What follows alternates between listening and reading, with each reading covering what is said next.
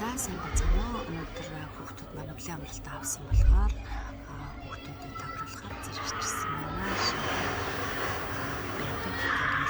Газар том зай талбайтай агарын сэлгээ маш сайн байдаг. Тэгэхээр сэрэг хүүхдүүд тавлаад хөөцлөө тоглоод байгаа маш халуцдаг учраас ерөөсөө бүчиг толгой биш хүүхдүүд тоглоход маш таатай гоё бүчиг хөөцлөө бүрдүүлж өгсөн байлаа.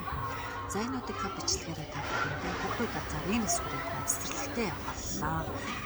Тэгээд за нэг жил ингээд ээжтэйгээ байсан хүүхд чи гів гэдэг цэцэрлэгт очихоор уйлдаг. Тэгээд ээж ааваа дагаж уйлдаг. За тэр болгоныг нь тасан зохицуулах юм бол эхлээд ээжтэй аавтаа маш бага цагаар хамтдаа цэцэрлэгт нь явуулна. Тэгээд тасгаж байж байгаа 2-3 цаг басны дараа ээж аавын гадаа гаргадаг.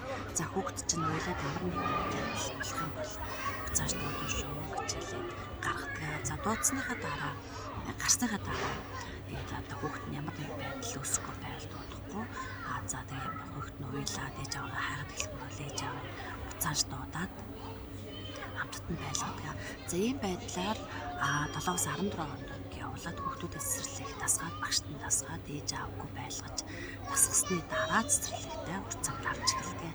За энэ нь болохоор хүүхдэд ч амар, эцэг эхт ч амар, багшд маш их амар байдаг болохоор Монголд ч гэсэндээ бас хүүхдүүдэд ийм байдлаар анх цэцэрлэгт хэрэгжүүлэх зөвөр санагддаг шүү.